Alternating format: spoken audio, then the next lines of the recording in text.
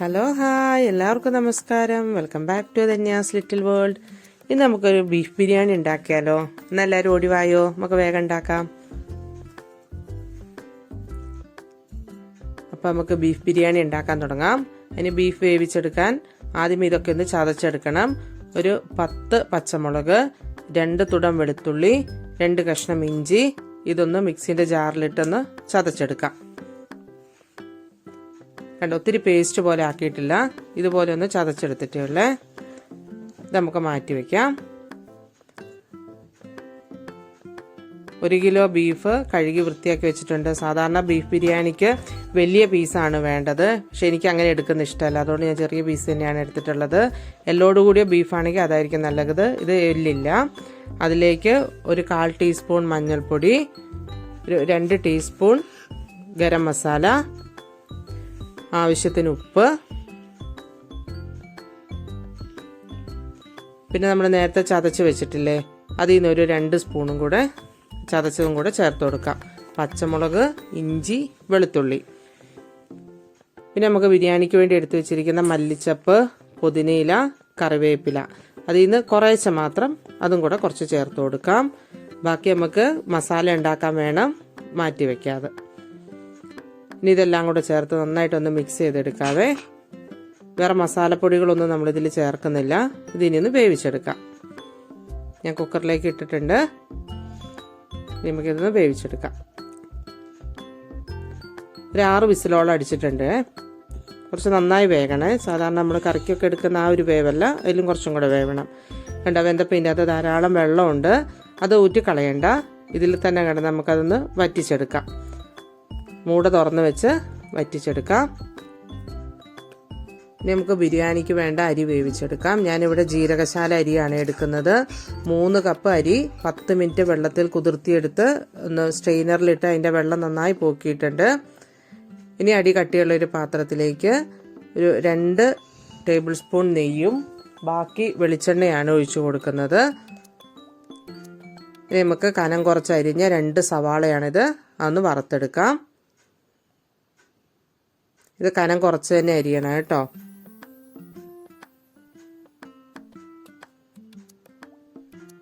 ഈ നെയ്യിലും എണ്ണയിലും കിടന്ന് നന്നായിട്ട് റോസ്റ്റായി വരട്ടെ.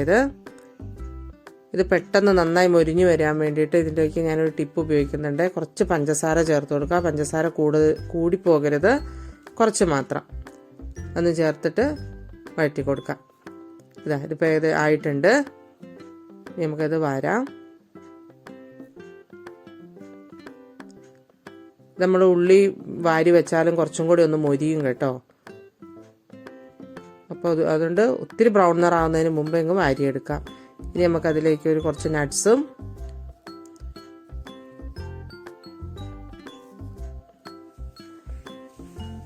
വറുത്ത് കോരാം.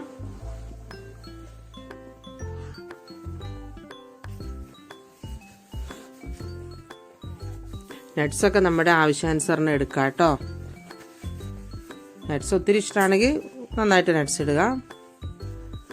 ഇനി കുറച്ച് അതുപോലെ തന്നെ മുന്തിരിയും കൂടെ എടുക്കാം. ഇതൊക്കെ ആദ്യമേ വറുത്ത് മാറ്റി വെക്കുകയാണെങ്കിൽ നമ്മുടെ പണി കുറച്ചും കൂടെ എളുപ്പമാകും. മുന്തിരി പെട്ടെന്നാവൂലോ. മുന്തിരി ആയിട്ടുണ്ടേ.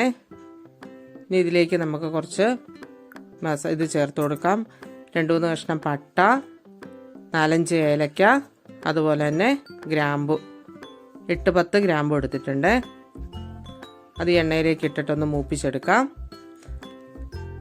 ഇതൊന്ന് മൂത്ത് വരുമ്പോൾ നമ്മൾ വെള്ളം കളഞ്ഞ് എടുത്തു വെച്ചിരിക്കുന്ന അരിയും കൂടെ ചേർത്ത് കൊടുക്കാം. ഞാനിവിടെ 3 ഗ്ലാസ് അരിയാണ് എടുത്തിട്ടുള്ളത്.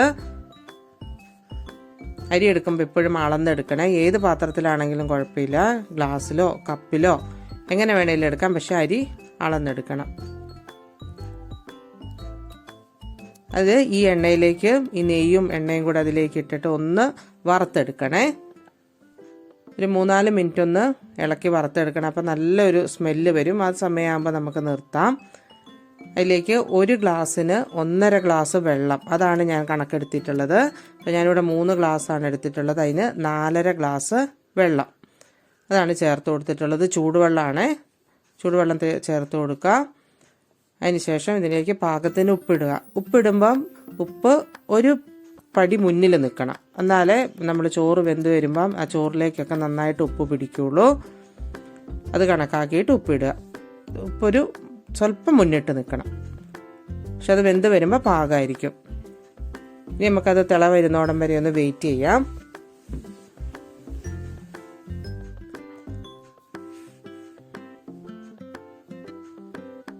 ഇനി തിള വരാൻ തുടങ്ങിയിട്ടുണ്ട്. ഇതിലേക്ക് ഒരു നാരങ്ങയുടെ നീര്, ഒരു പകുതി കഷ്ണത്തിൻ്റെ നീരാണ് ഒഴിക്കുന്നുള്ളേ, അതും കൂടെ ചേർത്ത് കൊടുക്കാം. ചോറ് തമ്മിൽ ഒട്ടിപ്പിടിക്കാതിരിക്കാനാണ് നമ്മൾ നാരങ്ങാ നീര് ഒഴിക്കുന്നത്. കണ്ടോ, ഇങ്ങനെ തിള വന്നതിന് ശേഷം ഇത് മൂടി വെക്കാം. അതിനുശേഷം നന്നായിട്ട് ലോ ഫ്ലെയിമിലേക്ക് ഇട്ട് കൊടുക്കാം. അതിനുശേഷം ഒരു 10 മിനിറ്റ് അത് മതി ഇത് വേകാൻ. അപ്പം നമ്മൾ മാറ്റി വെച്ചിട്ടുണ്ട്. ഇനി നമുക്കത് മസാല തയ്യാറാക്കാം. 10 മിനിറ്റ് കഴിയുമ്പോൾ അത് ഓഫ് ആക്കണം കേട്ടോ. ഇനി നമുക്ക് മസാല ഉണ്ടാക്കാൻ വേണ്ടി ഞാനിത് നേരത്തെ പോലെ തന്നെ കുറച്ച് നെയ്യും വെളിച്ചെണ്ണയാണ് ചേർത്ത് കൊടുക്കുന്നത്.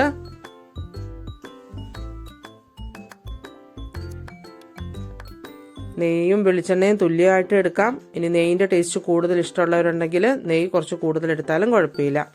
ഞാൻ 4 വലിയ സവാളയാണ് എടുത്തിട്ടുള്ളത്. 1 കിലോ ബീഫിന് 4 സവാള, എന്നാലാണ് മസാലയൊക്കെ കൃത്യമായിട്ട് ഉണ്ടാവുള്ളൂ. ഇത് മസാല കറക്റ്റ് ആയിരിക്കും കേട്ടോ. ഇത് നമുക്കൊന്ന് വഴറ്റി കൊടുക്കാം. ഉപ്പും കൂടെ ചേർത്ത് കൊടുക്കാം. ബീഫിൽ നമ്മൾ ഉപ്പ് ഇട്ടിട്ടുണ്ട്, അതുകൊണ്ട് മസാലയ്ക്ക് ചേർക്കുമ്പോൾ നോക്കിയിട്ട് ചേർക്കുക, കൂടുതൽ ചേർത്ത് പോകരുത്. ഉള്ളീൻ്റെ പച്ചമണമൊക്കെ ഒന്ന് മാറി നന്നായിട്ട് വഴന്ന് വന്നാൽ മതി. ഇത്തിരി ബ്രൗൺ നിറമൊന്നും ആവണ്ട. ഇനി നമുക്ക് നേരത്തെ എടുത്ത് നമ്മൾ ചതച്ച് വെച്ചിട്ടില്ലേ, ആ ബാക്കി ഇഞ്ചി, പച്ചമുളക്, വെളുത്തുള്ളി പേസ്റ്റ് ഞാൻ ബാക്കി കംപ്ലീറ്റ് ഇങ്ങോട്ട് ചേർത്ത് കൊടുക്കുന്നുണ്ട്.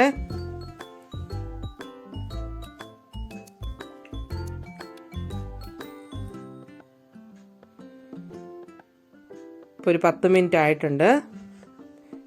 ഞാനത് തീ ഓഫ് ചെയ്ത് കൊടുത്തിട്ടുണ്ട്. ചോറിൻ്റെ ഓഫ് ചെയ്തിട്ട് തുറന്ന് വെക്കുകയൊന്നും വേണ്ട, അടച്ച് തന്നെ വെച്ചാൽ മതി.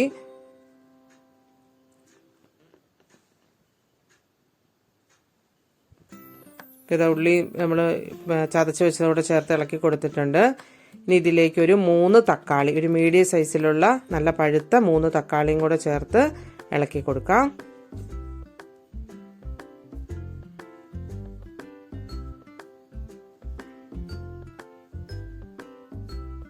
ജസ്റ്റ് ഒന്ന് ഇളക്കി കൊടുത്തതിന് ശേഷം ഇത് മൂടി വെക്കാം കേട്ടോ. അപ്പോൾ തക്കാളിയൊക്കെ നന്നായി ഒന്ന് വെന്തുടഞ്ഞ് വരട്ടെ.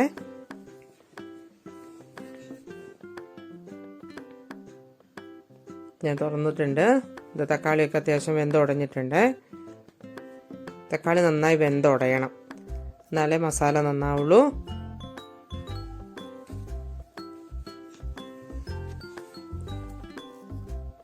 ഇനി നമുക്കിതിലേക്ക് ഒരു 1/4 ടീസ്പൂൺ മഞ്ഞൾപ്പൊടി,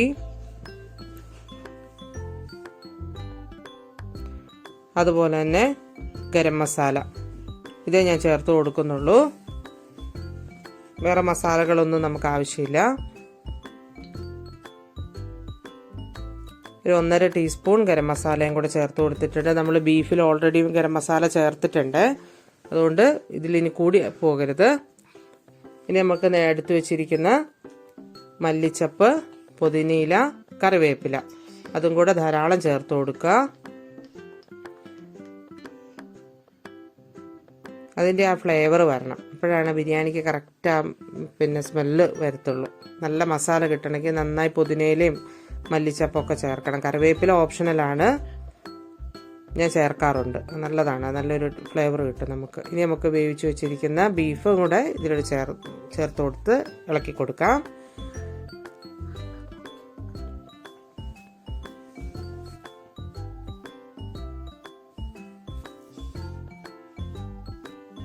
നന്നായിട്ട് മിക്സ് ചെയ്ത് കൊടുക്കാം. ഇതിലേക്ക് കുറച്ച് തൈരും കൂടെ ചേർത്ത് കൊടുക്കാം. 2-3 ടേബിൾ സ്പൂണ് അത് മതി. ഇത് പാകത്തിന് പുളിയുള്ളതാണ്, പുളി അനുസരിച്ച് തൈര് ചേർത്ത് കൊടുക്കാം.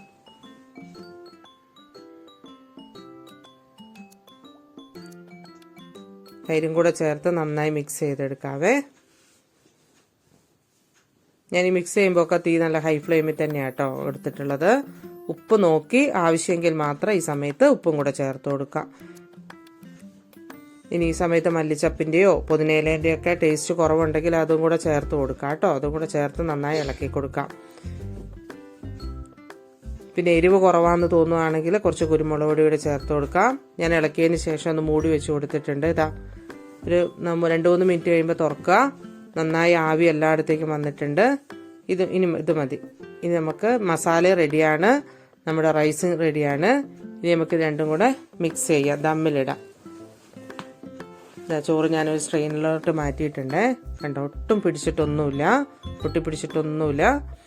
നല്ലോണം പാകത്തിന് വെന്തിട്ടുമുണ്ട്. നമ്മൾ അരി വെച്ച പാത്രത്തിലേക്ക് ഞാൻ ഈ മസാല ഇട്ട് കൊടുത്തു. അടിയിൽ മസാല ഇടുക, അതിന് മുകളിലേക്ക് ഈ റൈസ് ഇട്ട് കൊടുക്കാം.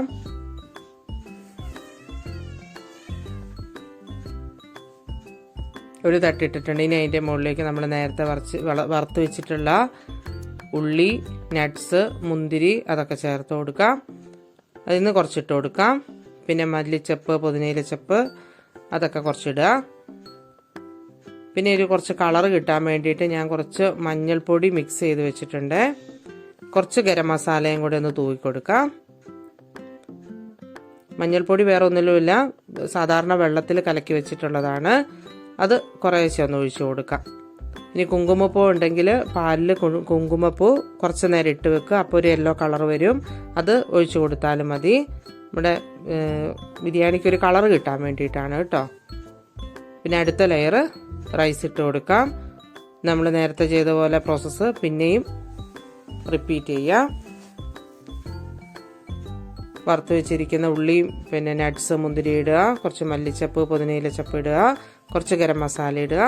അതുപോലെ തന്നെ നമ്മുടെ മഞ്ഞൾ വെള്ളം കൂടെ ഒഴിച്ചു കൊടുക്കാം. അത് ഞാൻ 3 ലെയറായിട്ട് കംപ്ലീറ്റ് ചോറ് ഇട്ടിട്ടുണ്ട്. ഇനി ഒരു ലോ ഫ്ലെയിമിൽ വെച്ച് ഒരു അരമണിക്കൂറൊന്ന് ആവി കയറാൻ വെക്കുക. നല്ല ലോ ഫ്ലെയിമിൽ വെക്കണേ. അതിന് ശേഷം ഞാനിത് എടുത്തിട്ടുണ്ട്. ഇപ്പം നമ്മുടെ ബിരിയാണി ആയിട്ടുണ്ട്. മണം കൊണ്ട് ഒരു രക്ഷയില്ല കേട്ടോ, നല്ല സ്മെല്ല് വരുന്നുണ്ട്. ഇനി നമുക്കൊന്ന് മിക്സ് ചെയ്ത് കൊടുക്കാം. ഇപ്പം എല്ലാ ഫ്ലേവറും ഇതിൻ്റെ അകത്തേക്ക് ഉള്ളിലേക്ക് വന്നിട്ടുണ്ട്. അതുപോലെ തന്നെ എല്ലായിടത്തും നന്നായി ആവി കയറി ആ ബീഫിൻ്റെ ഫ്ലേവറൊക്കെ മുകളിലോട്ട് വന്നിട്ടുണ്ട്. ഒരു പ്ലേറ്റിലേക്ക് മാറ്റാവേ.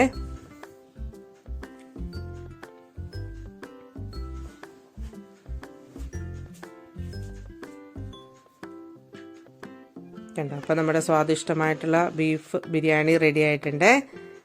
അതിലേക്ക് സള്ളാസ് ഉണ്ട്, അതുപോലെ തന്നെ പുതിനയില ചമ്മന്തി ഉണ്ട്. ഇതിൻ്റെ റെസിപ്പി ഞാൻ സെപ്പറേറ്റ് ഇടാം, വീഡിയോ ലെങ്ത് കൂടിപ്പോകും. ഇത് അമ്മച്ചിയുടെ അടിപൊളി ഒരു സാലഡിൻ്റെ റെസിപ്പിയാണ്, അത് ഞാൻ തീർച്ചയായിട്ടും ഇട്ടേക്കാം കേട്ടോ. അതുപോലെ തന്നെ പുതിനയില ചമ്മന്തി, പിന്നെ ഒരു അച്ചാറും പപ്പടവും കൂടി ഉണ്ടെങ്കിൽ ഗംഭീരായി. അപ്പോൾ ഇന്നത്തെ ലഞ്ച് റെഡി ആയിട്ടുണ്ട്. എല്ലാവരും ഒന്ന് തയ്യാറാക്കി നോക്കണേ. ഇഷ്ടപ്പെട്ടാൽ ലൈക്ക് ചെയ്യാനും ഷെയർ ചെയ്യാനും മടിക്കല്ലേ. അതുപോലെ തന്നെ സബ്സ്ക്രൈബ് ചെയ്യാത്ത ആരെങ്കിലും ഉണ്ടെങ്കിൽ ചാനലൊന്ന് സബ്സ്ക്രൈബ് ചെയ്ത് നമ്മളിന്ന് സപ്പോർട്ട് ചെയ്യണം കേട്ടോ. ഇതാണ് നമ്മുടെ ഫൈനൽ വ്യൂ. അപ്പോൾ മറ്റൊരു അടിപൊളി റെസിപ്പി ആയിട്ട് വരാം. താങ്ക്